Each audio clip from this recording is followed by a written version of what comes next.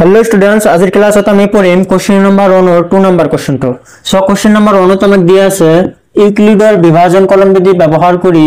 গসা উলিওৱা কি কৰিব লাগিব আমাক গসা উলিয়াব লাগিব কি ব্যৱহাৰ কৰিব লাগিব ইউক্লিডৰ বিভাজন কলন বিধি ব্যৱহাৰ কৰিব লাগিব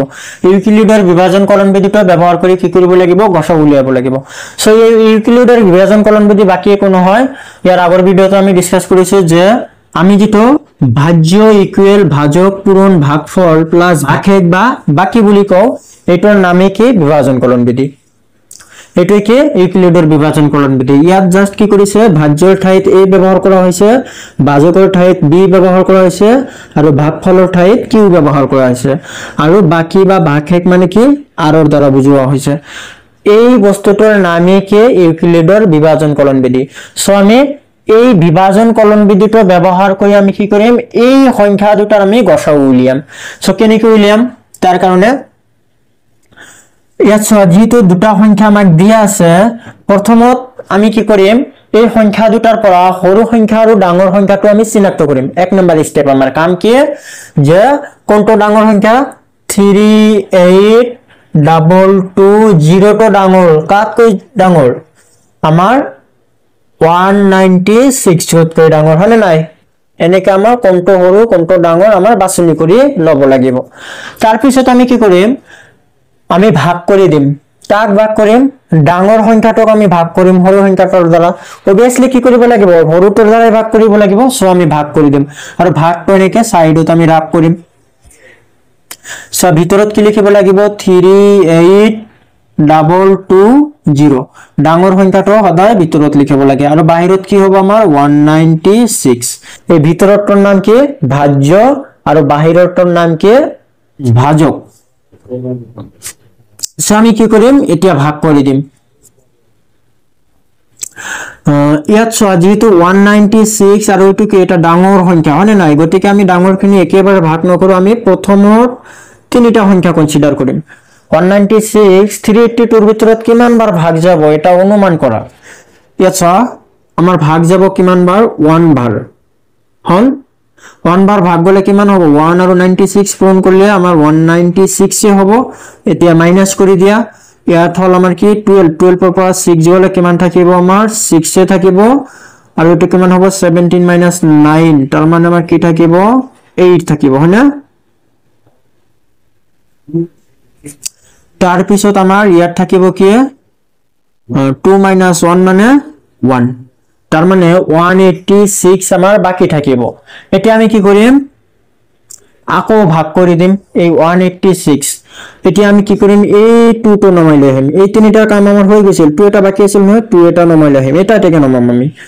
এতিয়া কিমান হল 1862 কিমান বাৰ ভাগ যাব আমাৰ এটা অনুমান কৰা 196 186 ৰ ভিতৰত ভাগ যাব আমাৰ 9 বাৰ দি দিয়া হৈ যাব এতিয়া পূৰণ কৰি দিয়া 9 আৰু 196 ৰ লগত 9 পূৰণ কৰি দিয়া কিমান হ'ব 17 হয় না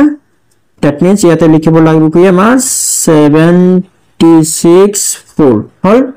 এতিয়া আকৌ আমি কি কৰিম মাইনাস কৰিম সো মাইনাস কৰি কিমান থাকিব আমাৰ 12 - 4 8 এটো হল আমাৰ কিমান 5 - 6 মানে 15 - 6 মানে কিমান হ'ব আমাৰ 9 ইয়াতে থাকিল কি আমাৰ 7 গটিকে 98 আমাৰ থাকি যাব আছে এতিয়া আকৌ আমি কি কৰিম ভাগ কৰিম 2 তো আমি নমাইছিল অলৰেডি 2 কিন্তু নমোৱা হৈছিল এবাৰ বাকি আছে কি আমাৰ 0 এতিয়া আমি 0 তো লিখিম হল আকৌ আমি 196 ৰ দ্বাৰা 98 ক ভাগ কৰিম সো এতিয়া আমি ভাগ কৰি দিম কিমান বাৰ ভাগ যাব আমাৰ 5 বাৰ যাব আমাৰ ভাগ এতিয়া আকৌ পূৰণ কৰি দিয়া 196 into 5 কিমান হ'ব আমাৰ 529 3 থাকিলে আমাৰ 9 তাৰ মানে 980 ওলাব মাইনাস কৰিলে এবাৰ কি ওলাব আমাৰ 0 আহি যাব 0 আহিছে মানে আমাৰ ভাগ কৰাৰ কাম আমাৰ হেক এইখিনি আমাৰ হেক হৈ গল এতিয়া আমি কি কৰিম বিভাজন কলন বিধিটো এপ্লাই কৰি দিম এটা আমি লিখিম কি যেহেতু কৈছে কি ইউক্লিডৰ বিভাজন কলন বিধি ব্যৱহাৰ কৰি গতিকে ইউক্লিডৰ বিভাজন কলন বিধিটো আমি ব্যৱহাৰ কৰিম এটাকে ইউক্লিডৰ বিভাজন কলন বিধি মতে ইউক্লিডৰ বিভাজন কলন বিধি মতে আমি কি লিখিব পাৰো ভাজ্যটো আগত লিখিব লাগে হয় নাই ইয়াত চোৱা ভাজ্যটো কি হ'ব ভাজ্যটো মনত ৰাখিবা সদায় ডাঙৰ তাৰ ভিতৰটো সদায় ভাজ্য হয় ভিতৰত কি আছিল আমাৰ 38220 ভাজ্য ইকুৱেল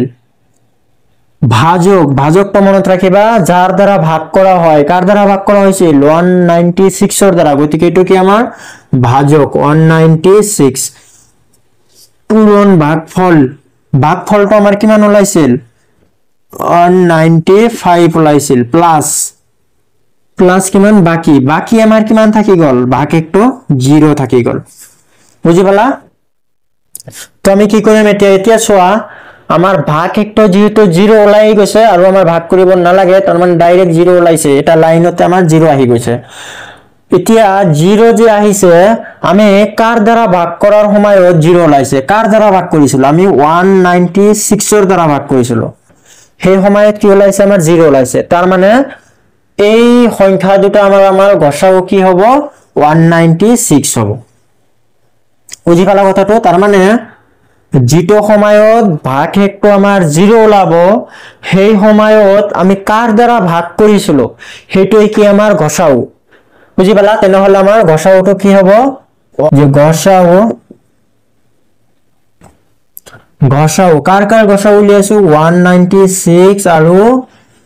38220 এটোৰ মানে কি ব্ৰ্যাকেটত তেনেকে লিখাৰ মিনিং এটো যে 196 আৰু 38220 ৰ গসাউ কিমান পাইছো আমি 196 পাইছো হয়না এইখিনি সাইডত এনেকে ৰাপ কৰি দিবা হৈ যাব মেইন অংক কোনখিনি আমাৰ এইখিনি মেইন অংক হয় সো গসাউটো কিমান হ'ব তেনেহলে 196 হ'ব সো কোশ্চেন নাম্বার 1 और 2 নাম্বার তো আমাৰ হৈ গল একেবাৰে সিম্পল পদ্ধতিত তোমালোকক শিকাই দিলো আৰু বিভিন্ন পদ্ধতিত আমি এবিলা অংক কৰিব পাৰো গতিকে মই ভাবো একেবাৰে সহজ পদ্ধতি এইটোই সো আজিলৈ ভিডিওটো মানে ভিডিও ভাল লাগিলে লাইক কৰিবা শেয়াৰ কৰিবা আৰু চেনেলটো সাবস্ক্ৰাইব কৰিবলৈ নাপাহৰিবা যাতে মোৰ পৰৱৰ্তী ভিডিওবিলাক তোমালোকে সোনকালে পাই যোৱা এতিয়া আমি ইয়াৰ পৰৱৰ্তী ভিডিওত আলোচনা কৰিম কোশ্চেন নাম্বাৰ 1 और 3 4 বাকি কোশ্চেন বিলাক সো আজিলৈ থ্যাংক ইউ